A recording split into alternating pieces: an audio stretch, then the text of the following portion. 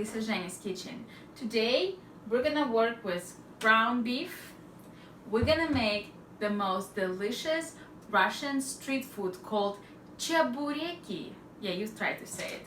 Chebureki. And for the dough, I'm gonna use uncooked tortilla. It says it's medium size. Walmart has it, and usually local grocery stores will too. So we're gonna start cooking, and most likely we're gonna start frying. So I'm gonna start with seasoning the beef. First I'm gonna take onion, it's a medium sized onion, and chop it. And try and chop it as small as possible. If you want, you can even shred it. Really small, tiny pieces. One of those moments you wish you had goggles on. There we go. It's gonna make meat juicier, give it a lot of flavor. So I'm gonna chop the whole onion. So I'm finished chopping the onion, and I'm gonna put it right into the meat.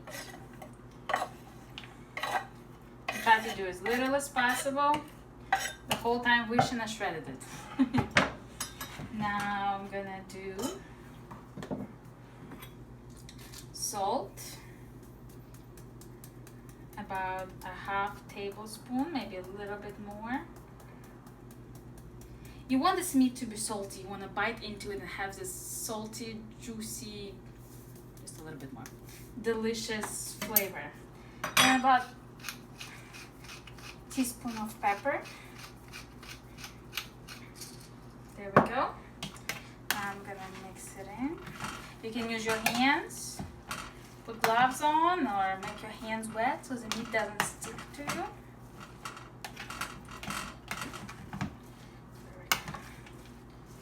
See, it's mixing in lovely. It's gonna be delicious and flavorful. Okay, and one more thing you have to put in is a little bit of water. I'd say a couple tablespoons. It will give your meat that incredible, juicy, brothy first bite.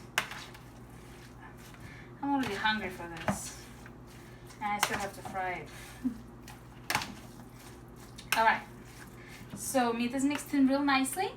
Next thing I'm gonna do is I'm gonna put the biggest pan I have on the stove on a little bit above medium temperature, and we're gonna start frying. Oops, we're not frying yet. First we need to assemble the chebureki. So we're gonna take the tortilla.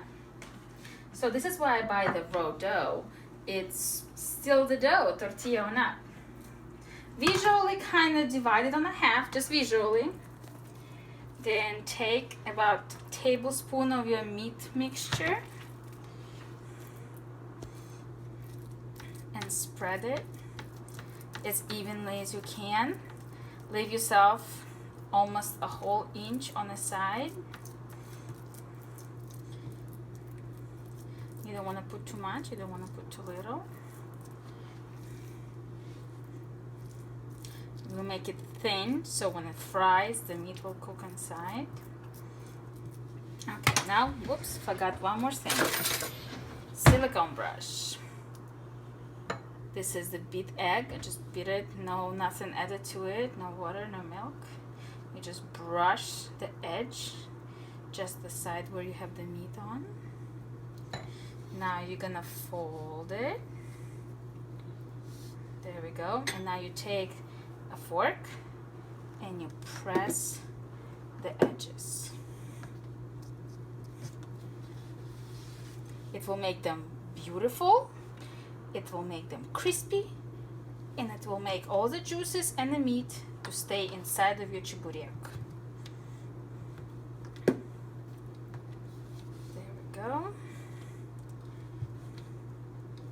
You just need to do one side. If you do the other side, you're risking to poke a hole. This is a piece of art. Now we're gonna start frying. So the pan is on a temperature that's a little bit above medium, and this is about 1/4 cup of oil. I don't want to swim in oil. And I take Chebureki, I made one more, and I'm gonna put them inside.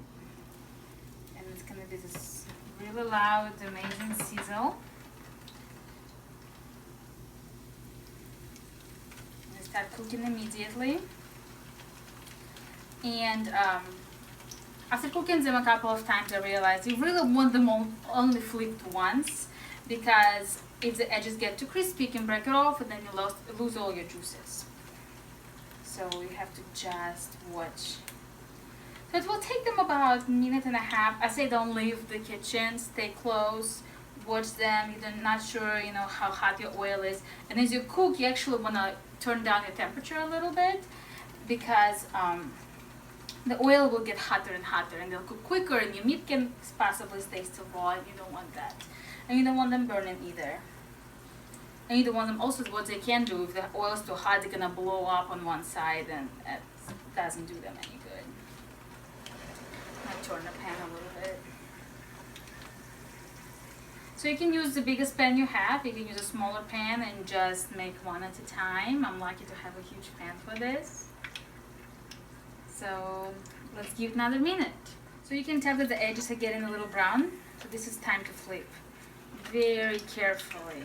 There we go. This most gorgeous, gorgeous color. All right. I would say another 1.5 to 2 minutes on this side, and then I'll show you what they look like. If you hear this very loud oil, I guess one of them bursted just a little bit. One of the tortillas was breaking on the side, so yes, the juices came out a little bit. But this is what it looks like. And I'm gonna put it on a paper towel. Oh yeah, deliciousness. There we go. Ooh, oil. So I'm gonna continue cooking the rest of them, and we'll be back for the taste testing. So I think I made 16 Chebureki. I think it's the most I've ever made. It's also, well, it's 18 tortillas in the package, and I had more than a pound of beef, and I think that's what affected it. This is the one I'm gonna taste. It's crispy, it's soft, look how thin it is. Oh my god. Wait for it. Look how thin the meat is. It is juicy, it is salty, crispy on the outside, juicy and soft on the inside. This is all, oh my, it is all. I miss this about Russia. I miss the street food. I miss that old grandma that you come up to and you give her, like, it was very cheap. It was very, very cheap, and she made it at home. You don't even know if it was clean home or not. You just trust them, because this was so delicious and crispy and salty, and man, this is Zhenya. This is Zhenya's kitchen, and this is my take on Chebureki.